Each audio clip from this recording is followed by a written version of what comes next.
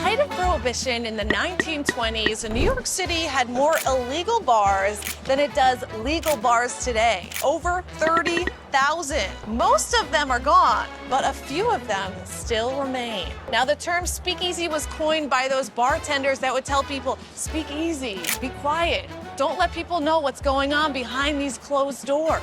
That energy, that sense that the best of New York is just out of reach is always something I loved about this city. And now I'm making it into something personal. So I am building a Prohibition-era speakeasy in my basement. But before a single nail goes in, I need to do my research, which means I have to go to 4 of my favorite speakeasies in the city. Let's go on this journey. And by the way, whether or not you're making a speakeasy or a bar, these places are places you absolutely need to visit here in New York. And I'll tell you right now, I saved something special for our last location. It is one of the only speakeasies that have been in existence since Prohibition. It is over 100 years old, so you definitely want to stay tuned for that one. I'm going to start here in Grand Central because this is a great example of that New York secret behind the landmark energy. 750,000 people actually walk through here every single day, but I can guarantee you most of them have no idea about this secret bar hidden within. In 1923, financier John W. Campbell leased this space from the Vanderbilt family, and today it is a bar.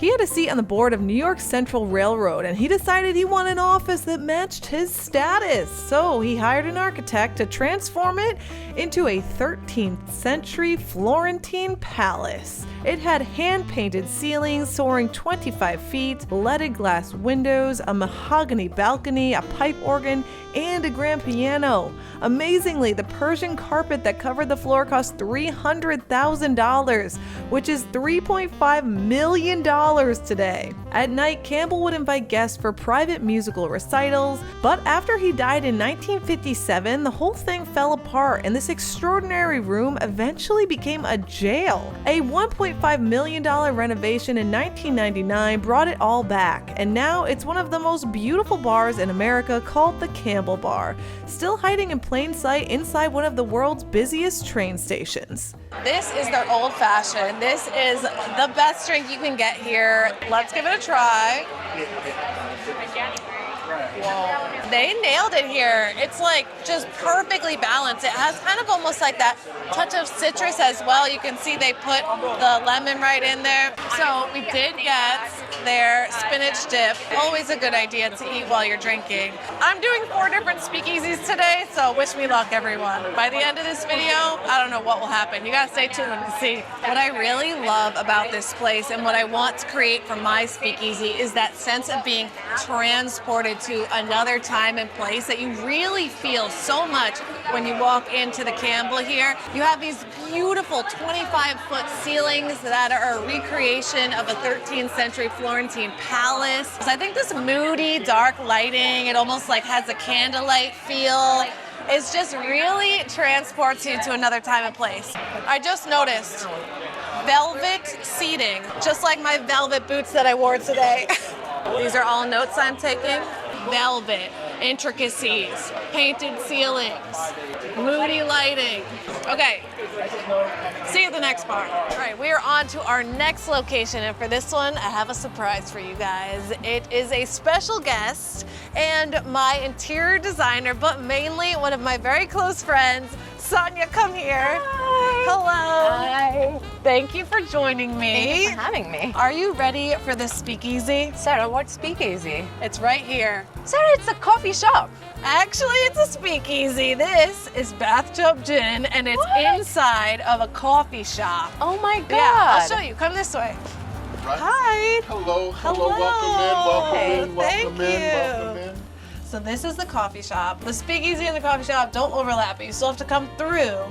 And then if you go to the back, they have this hidden door here, which this lovely man with the most beautiful eyes I've ever seen. Can you believe that? Incredible. They are real contact lenses. That's what he said to me.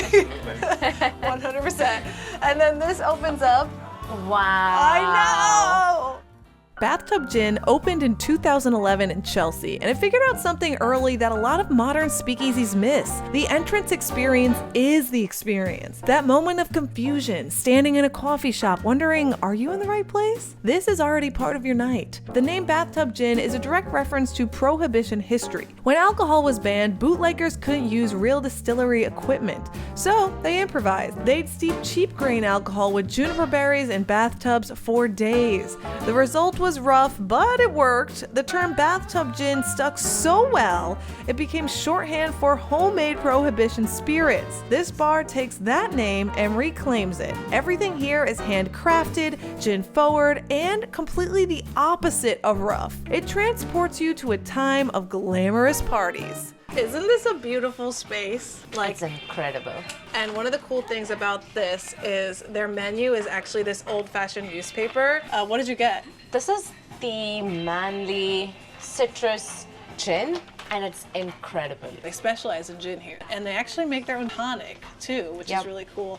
Now I went off the gin menu and I got the Banks Closed Sour, which is one of their most popular drinks, and I'll tell you what, it's freaking amazing. We also did a charcuterie board. Tell me, what are you thinking from an interior design standpoint here? Because I wish I could just make my basement look like this. And we are going to make it look like this. Yay. Attention to detail in every aspect of this space is just flawless. The design feels relevant to the 1920s Prohibition era. The black and white picture wall, the fringe lamp. You know, the Campbell had a fringe lamp too. Yep. So I'm starting to think was fringe a theme back then? Fringe was very much a thing, very much a thing. Like the flapper dresses. The Kind flapper of like dresses. a nod to the flapper dresses. Exactly. That's where it comes from, by the way. Oh. So I have a cool fact to share with you. Yes, please do. So speakeasies would be only for men. Women were prohibited from coming in. Well, Did you not know in that? my speakeasy.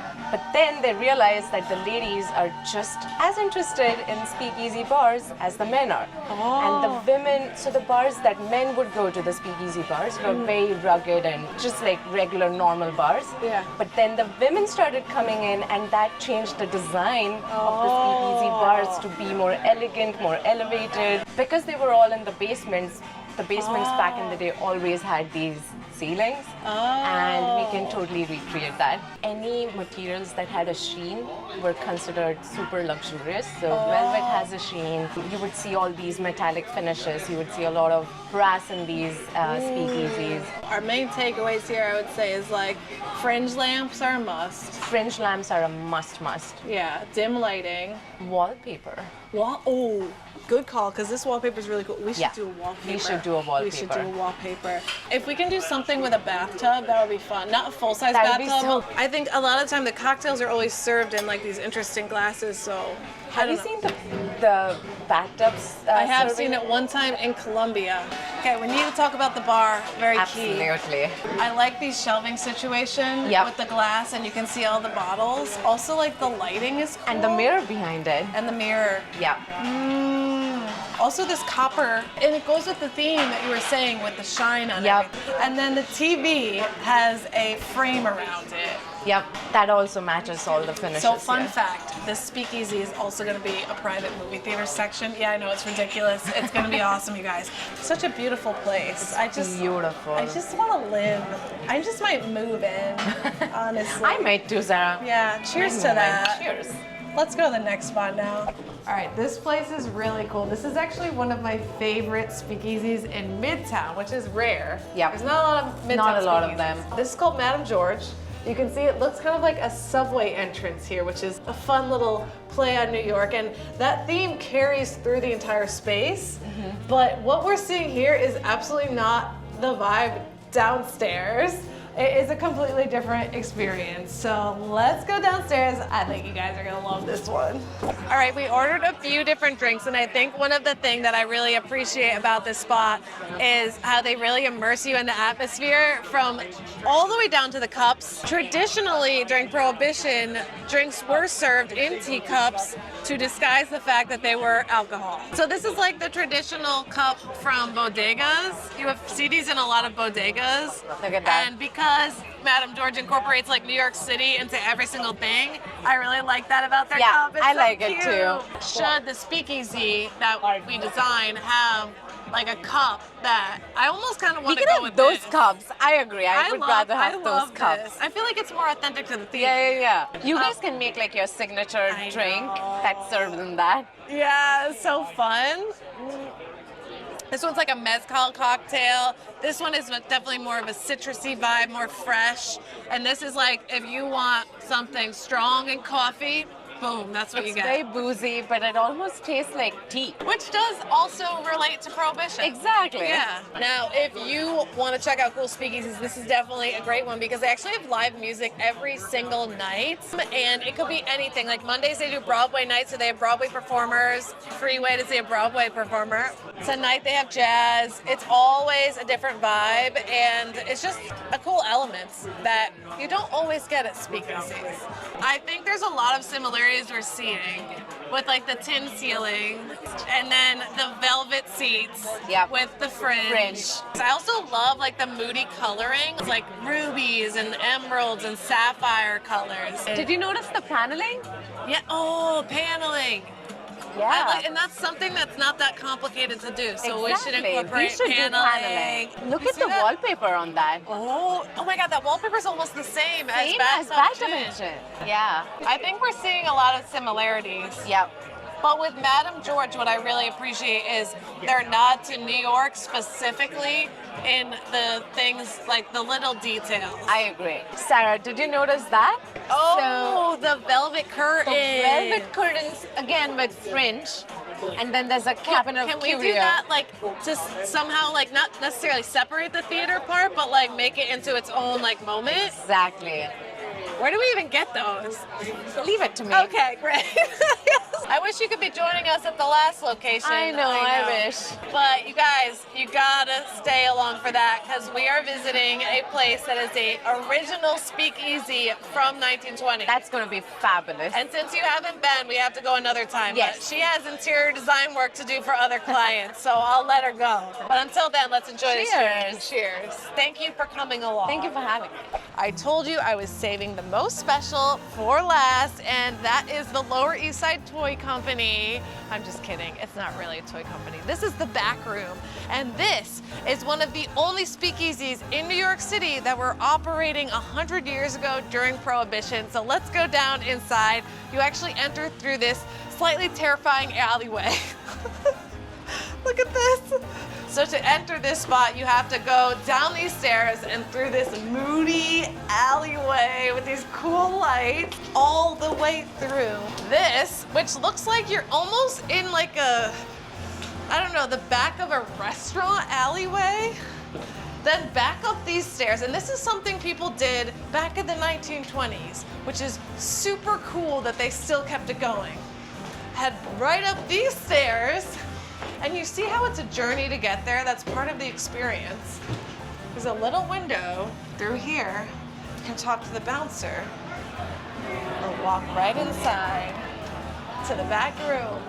This was originally known as the Back of Ratner's. Ratner's was a famous kosher dairy restaurant operating legally out front. The combination was genius. Authorities were looking for fake businesses covering illegal bars.